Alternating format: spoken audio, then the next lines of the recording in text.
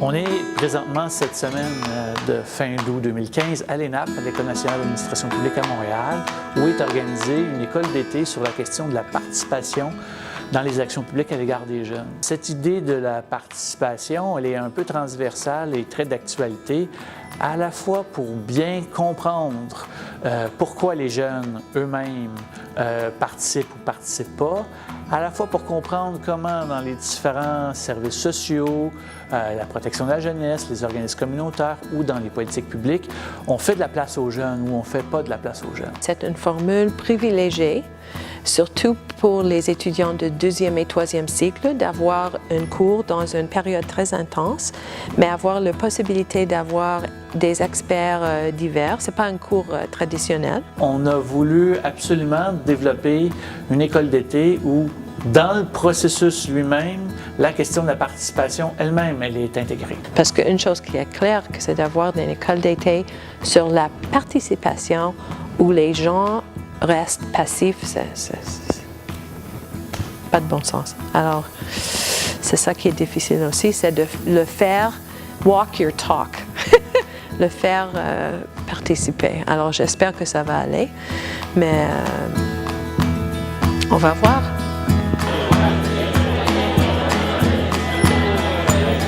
Mais je travaille pour ça ne se fait pas naturellement.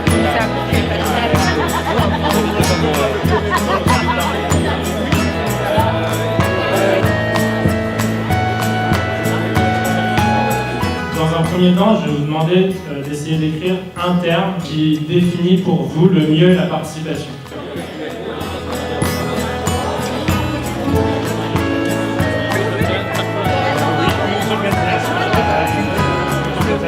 À partir de ça, vous allez essayer de sélectionner les 3 termes qui vous réunissent.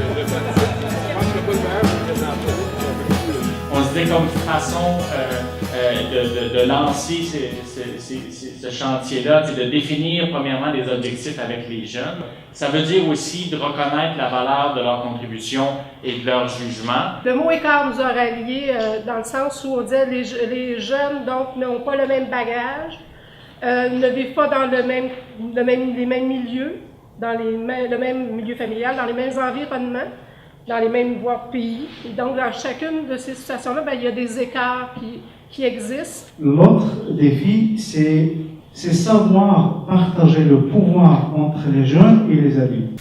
Le mot participation, c'est à la fois un mot-clé et un mot valise, dans le sens où c'est un mot-clé qui parvient à vous attirer un peu tous. Mais il y a plein de ces mots qui sont assez souvent détournés et instrumentalisés. J'espère qu'on va pouvoir aller un peu plus au cœur. Oui, il y a un danger aussi maintenant, c'est que c'est un peu savant de moi maintenant. Hein? Et ça veut dire qu'on parle beaucoup de la participation partout maintenant, mais il y a un danger que bientôt on va passer à une autre chose.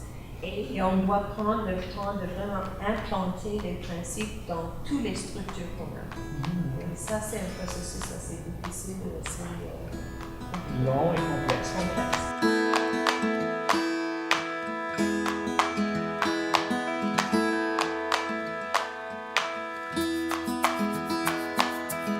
Pour nous, c'était important de faire venir de nos collègues de l'étranger qui ont des expertises de recherche sur ces questions de participation, mais aussi d'autres expériences novatrices sur les enjeux, les blocages et les initiatives prometteuses en termes de participation des jeunes. La participation aussi, c'est un concept assez large qui pose de façon trois questions, je dirais. La première, c'est qui participe, hein? L'étendue de la participation. Est-ce que c'est juste les parents? Est-ce que c'est juste l'enfant? Est-ce que c'est juste les autres professionnels? Les ressources qui nous interpellent nous disent tous la difficulté qu'ils ont pour la participation, la mobilisation par rapport aux enjeux qui touchent la diversité. À partir de quand on peut prétendre qu'il y a une participation? C'est quoi, là, si on faisait une recherche, c'est quoi les indicateurs de participation? C'est important quand tu engages des jeunes qui sont marginalisés ou qui viennent d'une expérience marginalisée, de ne pas les marginaliser à nouveau à travers de la recherche. Exactement. Puis ça se passe beaucoup, surtout quand c'est pas participatif. C'est intéressant ce qu'ils ont approfondi là, dans toute cette notion-là de formation avec eux, d'être intégré avec eux, que le chercheur n'est pas à côté, mais partie prenante avec eux. Ça, c'est la première fois que je disais ça, et que je trouvais ça très, très intéressant. Puis, en tout cas, bref, je pense qu'il y a des choses à faire. Qui est responsable de la participation?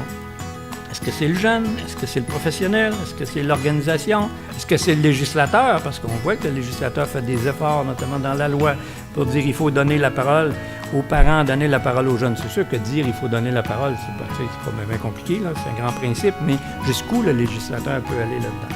Les institutions, pour moi, ce sont des organisations, des politiques, des structures qui assurent l'espace.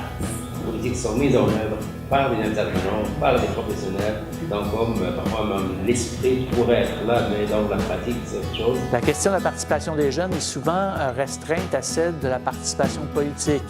Mais pour nous, dans le cadre de notre école d'été, on envisage la question de la participation des jeunes de façon plus large, plus globale. Par exemple, comment on peut intégrer les jeunes lorsqu'ils sont pris en charge par les services sociaux en protection de la jeunesse dans les services pour qu'eux-mêmes prennent des décisions plus éclairées concernant les services et les traitements qu'ils reçoivent. Donc, ça va du spectre de la réflexion sur comment on améliore la participation des services aux personnes, les jeunes et les personnes vulnérables, mais aussi à comment les intervenants sont impliqués dans le développement des interventions et des politiques publiques. Alors, on a développé des projets de recherche au cours des dernières années qui impliquaient des intervenants. Et puis, on va parler de ces éléments-là dans le cadre de l'école d'été. Puis, à un autre niveau, celui des politiques publiques, c'est, par exemple, une des questions qui va être posée, c'est comment, dans le développement de la politique à la jeunesse ici au Québec, les jeunes sont interpellés, sont vraiment impliqués, comment on prend en compte leur point de vue. Donc, jusqu'à quel point est-ce qu'on peut tolérer un risque comme société si on donne plus de marge de manœuvre, plus de choix à un jeune pour faire certains... il fait des choix et il ne fait pas toujours les choix que la société pense sont corrects selon les conventions. Qui est blâmé? C'est quoi les processus par la suite? Et je dirais que c'est la même chose dans tous les systèmes avec des clientèles vulnérables. Il faut sortir de la boîte. Et ça, sortir de la boîte, ça veut dire pour le jeune sortir de sa boîte, mais aussi pour les intervenants, les systèmes, les institutions, aussi sortir de leur boîte. Il faut que les gens qui sont au cœur des processus de politique publique ou les professionnels laissent une partie de leur pouvoir jusqu'à un certain point dans le processus et fassent en sorte qu'il y ait une forme d'indétermination. Et les choses font qu'il y a des planifications et puis que les gens qui ont un pouvoir veulent être en mesure de prendre des décisions. Donc, on intègre les processus de consultation, mais plus difficilement la question elle-même de la participation dans les processus. Je pense absolument que c'est possible d'accroître la participation dans les centres jeunesse. Sinon, je ne serais pas là. C'est possible de changer, c'est possible de faire ça, même dans des cadres de régime institutionnel séculaire. C'est un petit peu le message que je voulais laisser. Mais aussi, on doit vraiment remercier vous tous qui sont entrés ici avec une ouverture et un esprit de participer et vraiment vous sentez dès le début un engagement énorme. You gave us a lot in the course of the week. Alors, ça nous aide énormément. Alors, je vous remercie tous.